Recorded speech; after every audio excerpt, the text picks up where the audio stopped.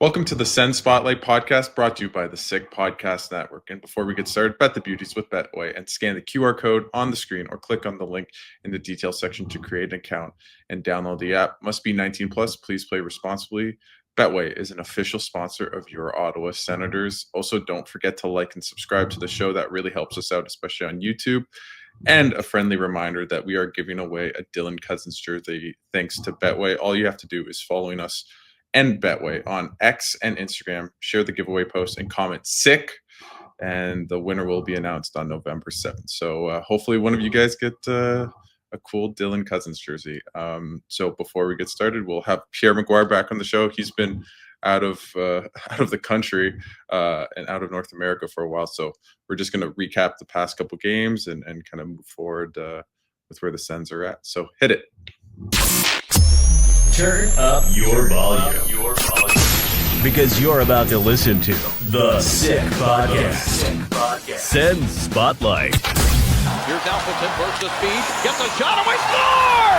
Daniel Alfredson ends the game in overtime and sends the Ottawa Senators to the Stanley Cup Final for the first time in franchise history. The sickest Ottawa Senators podcast. It's gonna be sick. And we are joined by Pierre McGuire. It's felt like an eternity since we last spoke, so I'm glad you're back. I hope Ireland treated you well, and excited to talk about the Sens. Oh, Alex, it's great to be back with you, number one. Number two, I had a great trip. It was an amazing opportunity to help grow the game professionally on the men's and women's side over in Europe. We had over 100 club teams at this event in Belfast, Ireland. George McPhee, the president of hockey operations for the Vegas Golden Knights, was there. He was so generous with his time with everybody. It was phenomenal to be a part of. George made 2 presentations. I made 3 presentations. I thought all the presenters were outstanding. I really did. It was really good. I go back to Ireland in 2 weeks from now for a big college hockey tournament that happens there every year. And then I go back again at the beginning of January for the women's side of it, the same tournament. So a lot of time spent in Northern Ireland this fall and into the early winter. And then my European sojourns will stop until the Olympics come. That being said, I've been following everything in the NHL, and there have been more good than bad with Ottawa, and I'm excited about that. I guess just with that, like, what have you seen? What's the good that you've noticed so far with the team? Like, we haven't spoken in about a week. What have you seen the past couple of games? I like the fact that in Montreal on a Saturday night, in a big moment, this team was down 2-0. It looks like they were doomed, and they pushed back and eventually got into the game and tied the game up and quite frankly, took a lead. And I was really impressed by that. It says a lot about their character. It says a lot about their focus. It says a lot about their game planning. We've seen this movie before with this team early on this season. They're a lot like Montreal, and I've said this to you before, Alex, extremely resilient. They find a way, obviously, not to win the game. I think that's more about what Montreal was doing than what Ottawa wasn't doing. The only thing that I'd say is sometimes, and I'm not going to name the players, sometimes they get a little too comfy cozy with the puck. And whether it's poor puck management or bad turnovers at key times in games, they're going to have to work their way through that. And, obviously the New Hook goal is an example of that. But I think they can do it. And all these points they get, Alex, without Brady Tkachuk, in the lineup, that's massive for them. It's massive. It's huge. And I mean, I'll name it. Like, Drake Batherson has to be better on that play for sure. That's a boneheaded play, and I'm sure he would be the first one to tell you. He didn't talk to the media after the game. We all understand, and we all make mistakes. I think the one thing with him is just people remember Game 2 against Toronto, and he kind of has the flyby against Max Domi that leads to the OT goal. Like, that's the one area of Drake's game that it's funny. I wrote it in Sportsnet today. It's funny how one play completely changes the dynamic of how people look at a player, right? And with Drake, like, he's been unbelievable. He's been unbelievable. He has, I think, 15 points in 10 games. Like, he's on precipice for a career high if he can maintain that to a certain extent. And he makes one really bad play, and now everyone's out on him, right? So we have to take it with proceed with caution, because he has been a really important player. He scored the goal. He set up Timmy as well. So it's interesting that way. It is. And again, there was more good. That's why I didn't want to get too negative on it. There's far more good with this group than there is bad. And the other thing that I think is really important, and this is more now that you've mentioned Drake's name. When I was working there, I remember we played a game in Chicago one night. Team played really well. They did. They played really well. It wasn't good enough, but it was pretty good. And the next morning I saw Drake in the lobby, and I said, the only thing because he was asking me, what do you think? And I said, playing great. Guys are really giving an effort. You know, we were still undermanned. We were a young team. We were just trying to learn how to win. And I said, the one thing that you got to be aware of is in the neutral zone, especially against a team that's your equal or maybe a little better, is puck management. And don't take high-risk plays in the neutral zone. And you can go back and look at the game. It would probably be in 21 or 22, if I remember. Yeah, 21, yeah. So it would be in that season. But if you watch it, you'll see exactly what I'm talking about. And it leads to a Chicago goal. And it's almost the same thing. So he needs, and the coaches need, and I'm sure they have. Like, I like the way the coaching staff approaches things. Look at the penalty kill. More aggressive, way more. And I know they gave up a big goal on Saturday night on a power play, but they're way better on the penalty kill. But this is where, as a staff, you got to have long-term knowledge if you're keeping the same players so that you can help them and show them categorically, here's where you were 3 years ago, here's where you were 2 years ago, here's where you are a year ago, here's where you are now. The best teams do that. They categorize player strengths and weaknesses. And then you can show them. And now with computers, it's so much easier than when I was doing. We were charting it. Here's one of my books. I'm still doing it. We charted it by hand. And so way different.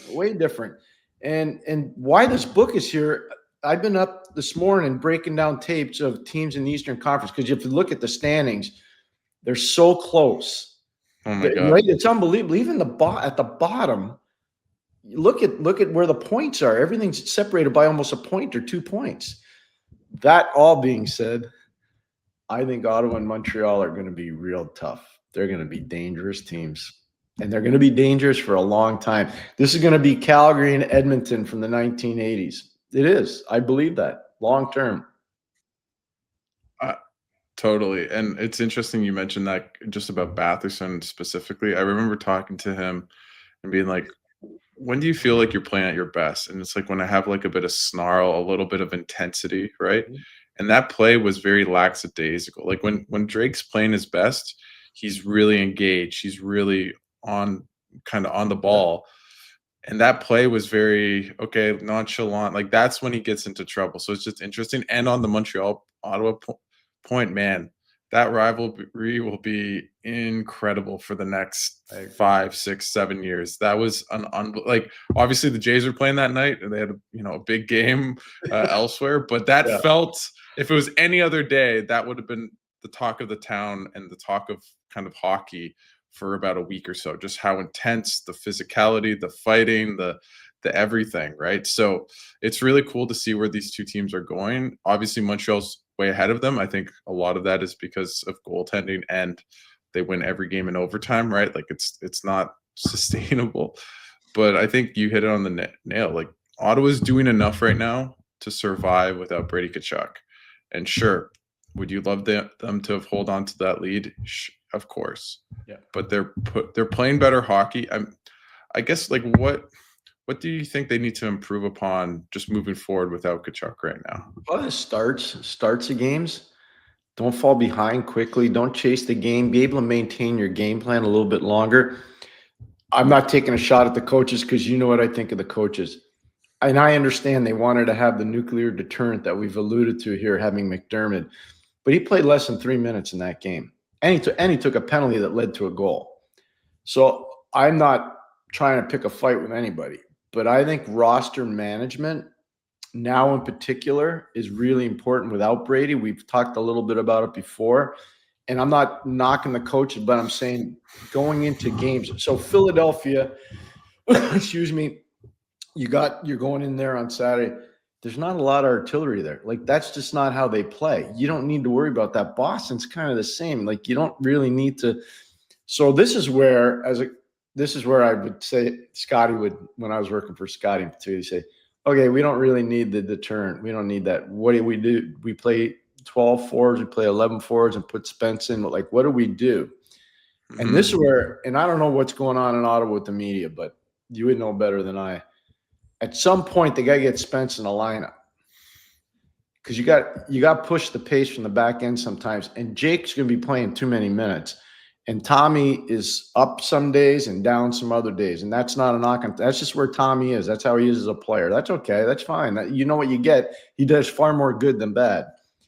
Cleven's not going to be that guy. Montemapalo is not going to be that guy. Spence can be that guy. So you got to think about what you're going to do with your roster management. That I would like to see a little bit better. I think what Green should do, and it's a weird thing because it felt like in the past in Ottawa, the only reason why they'd go 11-7 was because they were too close to the cap, right? But so thankfully that's changed. They have a little bit of wiggle room. It's not like they're not spending money on this team, but I think 11-7 makes too much sense. Ollie Luxell, good pro, but I don't think he's shown enough to really prove that out that he should be playing, on the fourth line over a guy like Spence. Like I think having Spence as your seventh D or rotating, especially when you're down a goal because he's really offensive, and outside of Chabot and Sanderson, you don't have that. None of those guys are going to produce offense. He's 5 points in 5 games. Like he's doing what he needs to do offensively. I think putting him in, rotating him in, I think that's a really good idea. And Cleven and Montemapalo have struggled of late too. I don't think they've played their best hockey. So I'd try it and see, but I'm not opposed to it. I guess from my vantage point, how important is it not to have a rotating cast of characters on the fourth line? Kind of like, is that something that you're worried about overtaxing the forward group, or not too much? I'm more worried about overtaxing Jake. Jake's because remember, we have Olympics coming. Jake's going to be on Team USA. He's going to be on Team USA. Tommy's not. Cleven's not. There's no Russian team going. Jensen's not making the American team. So he's the one guy in the back end that you got to insulate because that's going to be really hard hockey. I've done 7 Olympics. That I'm just promising you that's going to be really hard hockey. And people say, well, this is just newsflash. It's not being played on big ice. Everybody, I see all these people still reporting, oh, it's going to be in European. No, it's not. It's going to be on NHL-sized ice. It's way different tournament when it's on big ice compared to small ice. That's number one. Number two, I think the identity of this team right now is more towards the middle of the ice with Stützle, with Cousins, with Pinto, with Eller. So that's kind of where your identity is and where your strength is as a group. I think the extra wingers don't matter. Like, I don't think it's going to wear and tear. In fact, I think Ridley Gregg still needs to play more. I do. I still think he needs more. Yeah, I mean, his point totals aren't great, but I always find him an effective player. He is. Sometimes, right, you just don't find the back of that. And he's not a goal scorer or like a high point producer. He's more like a really effective third line guy, and I agree. So let's do this exercise because it's a Canadian team.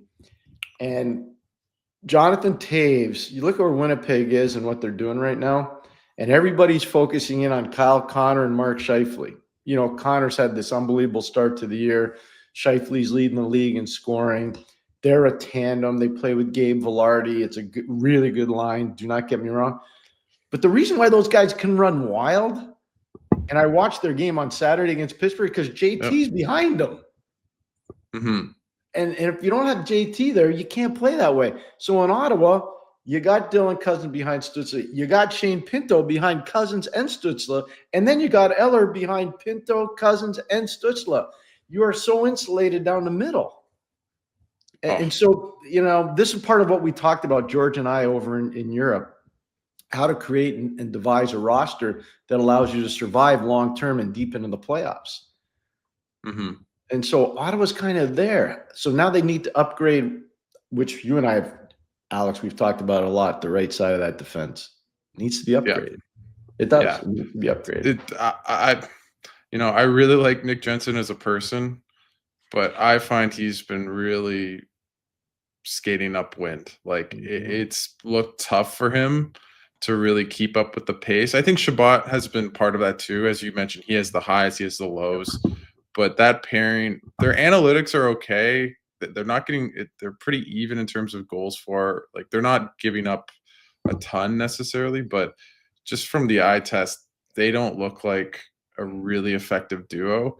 And that's where I like Jordan Spence. It's just I really, again, I've thought about this a lot. I'd love to try. Doesn't have to be forever, but Travis Green loves to change his forward group. Doesn't really do it with his decor in terms of mixing pairings. Yeah, it's true. I'd put Spence with Sanderson. I know it sounds crazy. I'd put Zub with Shabbat and maybe Jensen Clevin, or you can maybe take Jensen out for a game or two and just see what Matt and Paolo Clevin can do. I just think having Spence in the lineup would be great. And I also think maybe putting Zub with Shabbat would really help him out because Jake Sanderson's going to be fine whoever he plays with, right? Obviously, Zub's the best partner for him, but that's one thing that I'd really love to see Travis Green try. Also, just a cool stat. I was looking up different things. It's in my story for Sportsnet today. But Jake Sanderson has the highest wins above replacement of any player in the NHL this year, according to Evolving Hockey. So just for people to know, that's like he basically is the most impactful player in the league. It's one stat. I'm not trying to say it means he's the best player in the league. But I was sifting through it. I'm like, oh, my God, Jake Sanderson's number one. Wow. So I just thought that was something cool which really feels like it's bared out so far this season too. It's great intel. The other guy that, you talk about Sanderson, it's kind of the marketplace. And this is for Ottawa fans because there's going to be a lot of hate on both sides here. This Nick Suzuki's something else. Yeah. And now Hockey Canada's got a big thing. I'm going to talk about this on Montreal radio today. I'm also going to talk about on the eye test with Jimmy Murphy later. Hockey Canada's got an issue. And the issue is Scheifele didn't make the Olympic team. The Four Nations team. Suzuki didn't make the Four Nations team. Tom Wilson didn't make the Four Nations team. All three of those guys merit serious consideration. Who's going to be out? Because if Scheifele doesn't make it, there will be an unbelievable outcry around Canada, except for maybe Montreal, where they don't like Mark Scheifele because of what he did to Jake Evans a bunch of years ago. But I'm just telling you, so this is an interesting thing. And you talked about Sanderson. I think Lane Hudson's, they're always going to be the comparable between Jake and Lane. But this Nick Suzuki is doing for Montreal what Jake Sanderson's doing for Ottawa. Mm-hmm. Yeah, no, for sure. He's been unbelievable. It's funny just watching that game last night and seeing how both Suzuki and Stützle have developed, right? Like that goal by Tim Stützle was unbelievable. He just takes down Gallagher. The beef between those two guys. They do not like each other. Goes down, scores that unbelievable goal. I think if the Sens would have won that game, that would have been just like a fait accompli for just Sens fans for how nice that win would have felt. Obviously, didn't happen, but it's interesting to see how both teams are kind of mirroring each other in terms of they have the star defenseman, they have the star center, they have the star wingers, right? And it's cool to watch. I do like that. The one thing I like about the Sens more than Montreal, I don't know what you think, Pierre, Ottawa's a much bigger team. They're a much heavier team. And I think in the playoffs, that's more important. Like in the regular season, Montreal can get away with it, I think. I think in the playoffs, it's much harder to get away with when all your best players are undersized. Like I even think about Quinn Hughes a couple of years ago. He wasn't the same in the playoffs. He was still good, but he wasn't the same. It's a really good point. I like it. I like the fact you brought it up because the rules change in the playoffs. It's not because they do it on purpose. It's just the players want to decide the games. The league wants the players to decide the games, and the referees understand that concept. So they kind of stay out of the way. They also allow a little bit more leniency towards bigger players trying to get to the net, bigger players on the forecheck, and it's hard. That's why that Brady, to this day, and I said it before the draft, I said it during the draft, and I'll say it after the draft every year that Brady's in the league and Jesperi Kotkaniemi's in the league. I will always say it. One of the biggest draft day foul-ups was when Montreal didn't take Brady Tkachuk. Because if you look at Montreal's team right now, to your point, if they get Brady Tkachuk and they have Juraj Slafkovsky, which they probably would have had, I don't know if you couldn't say they wouldn't be one of the favorites to win. And remember, with Montreal, they don't have Caden Gooley right now. Caden Gooley's a really important part of that team. That moves Struble down in the lineup. That might move Jack Guy out of the lineup. Yeah. So I'm just saying. I think you made a really good one by you because it's absolutely true, Alex. It's true. I think you made all Sens fans feel good about bringing up Jesperi Kotkaniemi versus Brady Tkachuk, and obviously who went earlier in the draft was not Brady Tkachuk. The other thing just with Tkachuk, I just thought about his play in the playoffs, considering he was like maybe 60%, if that, maybe. right? And he was a tour force in that series, and you could see how much his size, not speed, but skill and just ability to find ways to produce offense, to impose himself on the forecheck was so impactful that it almost, you could see how in the regular season you don't see it the same way. It doesn't have that same kind of oomph to it because there's more space, there's more time, there's et cetera, et cetera. But when the nitty gritty wall battles, everything that he wins, his shots improved, everything, you can just really see how it impacts the team in the playoffs. And that's what makes me really excited for this team. I've said this before, last one. They're a better playoff team, I think, than a regular season team. And I think Montreal's a better regular season team than I think playoff team at this present moment. That's how I see it. I'm glad you qualified it, because I do think both teams are going to try to be proactive before the trade deadline, even maybe before the Olympics come, because we see how bunched up the standings are. And I've been saying this since the start of the season, even going into the summer. I always talk about players and coaches and how teams identify their style of play. That's not going to be the issue this year, I'm telling you, because everything's so tight in this league. It's going to be which owner is prepared to spend money, number one. Which owner is prepared to trust their general manager to spend his money, number two. And which general manager is going to trust his pro scouts enough to go out and make a deal that's fiscally responsible and athletically responsible. By athletically responsible, I mean not overpaying for an asset by giving up young players or draft picks at a time where you got a draft this summer in particular that's trending in a very positive way, and even the year after trending in a very positive way. And this is why this is a different year. It's not like, and George McPhee and I talked about it over dinner on last Thursday night. We were in Dublin getting ready to fly out on Friday morning. And we were there and we were talking about, the difference this year compared to other years. And I said the parity. It's always been parity since the salary cap. But this year, look at how tight everything is. And it's because San Jose is getting better. Anaheim's getting better. Seattle out of the box, it's been way surprising. Utah out of the box is probably surprising a lot of people. So when you look at it, and people were expecting Detroit to be better. People were expecting Buffalo to be better. People were still expecting Toronto to be good. Florida, Tampa, like that. Atlantic's a cuckoo crazy division. It's just crazy. Yeah. But so you see what I'm saying? I think more than any other year, the scrutiny's got to be not on the coaches. Usually, it's always about the coaches. We've already fired like 16 in 2 years. We stop with them. I think it comes down smart owner, really smart GM, and pro scouts who nobody even knows who they are unless you're in the business. Those pro scouts are going to matter a whack this year, a ton.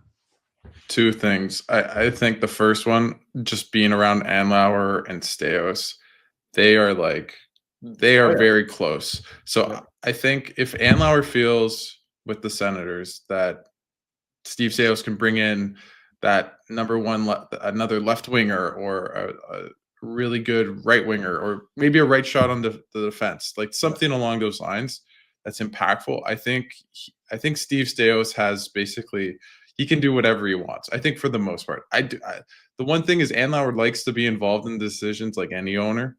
So maybe he, for whatever reason, doesn't like X player. But I think overall, Steve Staios, if he really is like, I'm going to die on this hill, this is a great trade, he's going to get the trade done. The other thing that I think is interesting is so far, we don't have a lot of really know-how about this management group in terms of pro scouting because it's a bit early. But we've seen Dylan Cousins, I think, has been okay. Better than Josh Norris, who's hurt. It's unfortunate, but that was part of the bet, and so far they've won it. Yes. You have Fabian Zetterlund, which I think has been a big L. I don't see it. I think that's the paying him what is it, 4.275 for 3 years. Could be worse, but that's a miss. I think Allmark's we're getting there. We're getting there. Like this still. It got I will say it got them to the playoffs last year, Yep. and they deserve credit for that. If they Agreed. don't get Allmark, they probably don't make it.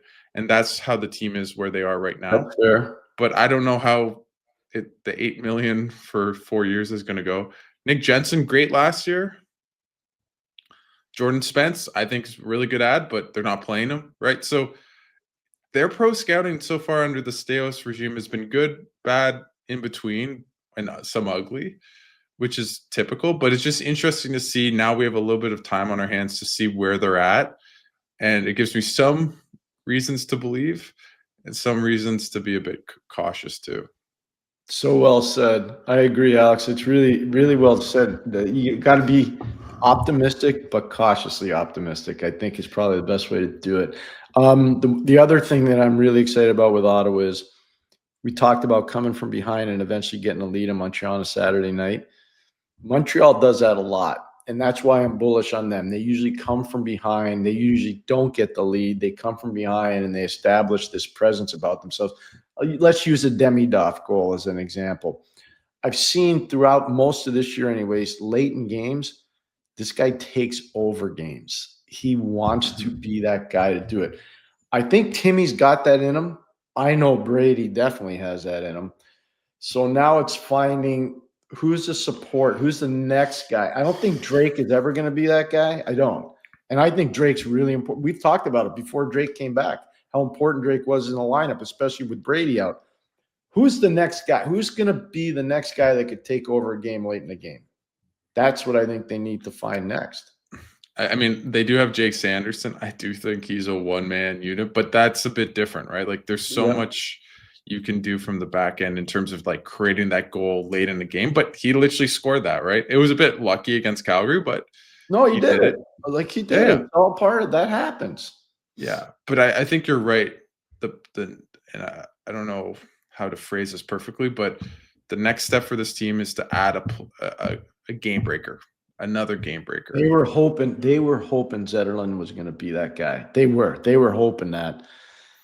I see, and I shouldn't say this, and I'm not trying to say it in a mean way. You can't hope on pro players. You need to know on pro players because they have more of a resume. They have more of a background. So sometimes, I'll give you an example. When we brought Gaudette in, okay? When we brought Gaudette in on waivers, a lot of people laughed. That was a bad guy to laugh at because if you look at where he was cap-wise and you look at what the budgets were in Ottawa and you look at what that guy produced offensively, like that was a good bet. So you got to be careful because everybody thinks when you're swinging in the NHL, you're swinging just big game hunting. No, that's not true. It's not true at all. We brought in Gordy Roberts to Pittsburgh in 1990, okay? Gordy Roberts was like 34, 35 years old at that time. He was playing in Peoria in the International Hockey League. And when we brought him in, people were like, go look it up when you're done with me. People were like, what are they doing? Why would they do that? It makes no sense. Like the guy can't even play in the IHL. Well, we knew he could. You know, he was a guy that had played in the old WHA as an 18-year-old with Gordie Howe. You know, like we kind of knew where he fit. And so you don't always have to go big game hunting to make your team better. And I think Ottawa has the potential to do that. I really do. And that's kind of what I'm looking for from them. Internally, I think Timmy can be that game breaker we talked about. You know, Brady's coming back. He's going to make a big difference when he comes. Big. So you're kind of in that position where you're good. Now you got to find other guys to round out your roster. Because I just don't know if Zetterlund's going to do it as a fourth-line player. I just don't think. Well, maybe he's the guy that you have to ship out to get that guy. The one thing, I guess, what you're touching upon, and I'm curious what your opinion is are they another really good middle six guy away, or should they prioritize really bringing in an impactful guy, a game breaker? Like the problem is they don't have a lot of assets. That's the little bit of, and you're not moving those assets. That's what I'm saying. You're not moving your defense. Tkachuk's not getting traded. Yeah. I don't think he is. I don't have any insight. I don't think he's getting traded, but Yeah, I if don't I'm think he is. Steve There's not enough organizational depth on defense. Mhm. I don't see he's getting traded. And here's one thing. The new growth market in hockey is going to be college unrestricted free agents. And the reason why I say that is, and if you're a pro team and you're not building up that department, look at what Edmonton just did. Edmonton just brought in a guy that was an assistant coach at Notre Dame for 37 years. They brought him in to be director of recruitment. Of what position? College. Because this is going to be the next big growth industry in terms of player involvement and procurement. Because all these guys are leaving major junior, a lot of them aren't going to get signed. So they've already been drafted. They're going back in the pool. And so if you can't identify the guys that can swim without a life jacket and the guys that have to have a life jacket to swim in the big pool, then you're not going to get players that can help you at a very reduced cost. And that's critically important. And I mean, I think outside of Drake Batherson, I can't think of a player that's really come onto the scene with the Senators recently. And I mean, Batherson's a really, really good player, and that's not typical of fourth round picks, but that's part of it too. But I think what you said about the college aspect to it is such a fascinating tidbit about where the NHL is going, because that's going to be a new, like almost beta version of free agency, is when guys start creeping up to 21, 22. There's going to be more of that. And how do you get guys into the building, right? And I think if you look at Edmonton, which is not a destination unless they have Connor McDavid, if you're a Canadian team, it has to be because you're good, first and foremost, and there's an opportunity. Really, what you just said is good. I look at Ottawa and Montreal and Toronto as destination locations because players will think they have an opportunity.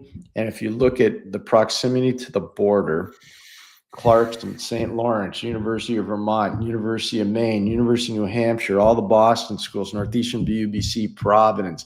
Then you look at Cornell, Colgate. You start doing the math. Start RPI, which is going to rebuild their program pretty quickly. Union College just got a new rink. Like that position, there should be an like if I were an owner of a team, I would say, how do we make our program different and better than other people's? And I would hire a college ombudsman, a guy whose only job, they don't watch pro, they don't watch junior, they watch college. And that's all they watch.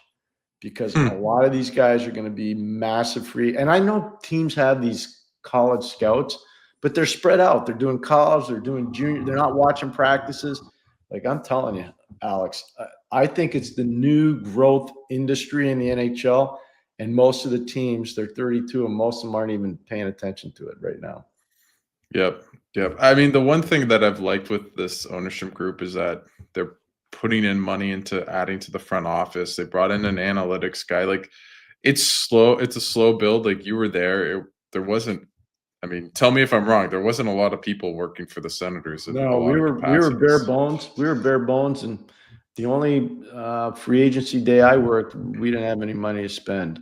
And you know, people, it's nobody's fault. That's just where the organization was at the time. There was a defenseman we wanted to sign, and they said it's going to be $3 million a year and a 2-year deal, and we didn't have that. You know, we didn't have it. The guy was going to come. We just didn't have the money. And it would have been a real good – he's playing now still in the NHL, and he's very competitive. He was a Stanley Cup winner in multiple cities. Like, we just couldn't sign the guy. No, I'm trying to think of everyone that's won 2 cups in the last 5 years, but I'm not – No. You're a company man. Just before I let you go, Pierre, is there just anything else that kind of hits your brain in terms of anything coming up that you think the Sens fans should be mindful of in terms of this next week or couple of games moving forward? Quality practice time. Very seldom over the course of an NHL season do you have this big a break. So you played Saturday and you don't play again till Thursday, and then you play again Saturday, and then you got 4 straight home games. This week of practice should be amazingly professional, industrious, hard work, and grind it out. This is why you get paid. You don't get paid to play the games. You get paid to do this. This is where you do your heavy lifting, and this is where you make your team better. And I'm sure Travis is aware of that. I'm sure Daniel Alfredson's aware of that. Nolan Baumgartner, Mike Yeo, they got so much experience. They get it. They look at the schedule too. In the summertime, if you're a real proactive coach, you're looking at that break, salivating, saying, oh, this is going to be the best week of the season because we're going to make our guys better. So that's kind of what I'm hoping to see and hear from you in particular, who's there, how aggressive they are in practice this week.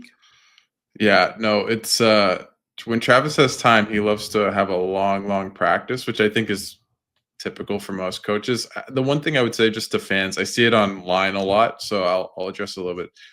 There's a lot of optional practices so far this season. And just so people know, it's mostly, not always, but mostly because of the condensed schedule. And there's a lot of off days too because of that condensed schedule. In the CBA, you're only allowed to practice a certain amount of time, basically, so that players aren't overworked or overpracticed. So just so people know that they're like, oh my God, they lost 3-2 and now they have an optional. Typically that's in place beforehand, not always. So I'm not saying there's no, I don't know if blame's the right word, but almost as if it's like, why are you taking your foot off the pedal? You need to be grind to get this team better. But I just wanted to put that out there because I see it a lot. Like every time I post lines at practice or it's an optional, people are like, why is there an optional? They lost last night in overtime, right? So just something I wanted to mention just for the fans out there. But that's a great catch. That's a great pickup. But that's what I'm kind of looking forward to this week. The reports out of Ottawa in terms of how aggressive the coaching staff's been, deploying different ideology, maybe some new set face-off plays, maybe some different penalty kill schemes, maybe some different power play looks, even though the power play with the group that they have has a potential to be really good. Really good. So get Tkachuk back in there. Yeah. They've been struggling. They've been struggling a little bit. I don't think they've scored in a couple games, so they need to turn that around a little bit. But I just see the potential for the group. The potential on the power plays, really, especially Jake's I think you would agree. Jake's getting more and more aware of just what he can do. Mm-hmm. It's pretty cool to watch. It's so funny. I love the players, Pierre, that it always feels like every 2 weeks, every 4 weeks, he's like a little bit better. Those are the players where they're so much fun to root for and so much fun to watch because it's like almost watching your kid grow up. Right? It's like I'm better at this. I'm better at this, right? And he's such a pleasure to watch, and I think he's going to be a big reason why the Senators are going to be a pretty good team for a long time. So we agree. I couldn't agree more. Well, Pierre, thanks so much for taking the time and doing this. We will see you on Friday after they play the Boston Bruins. So excited for that. And thanks again for coming on the show. Always for you, my friend. Thanks a lot, Alex. And that's a wrap. Hope you don't miss us too much until next time. Follow the Sick Podcast Sens Spotlight on YouTube, Instagram, Facebook, Google Play, and Apple Podcasts.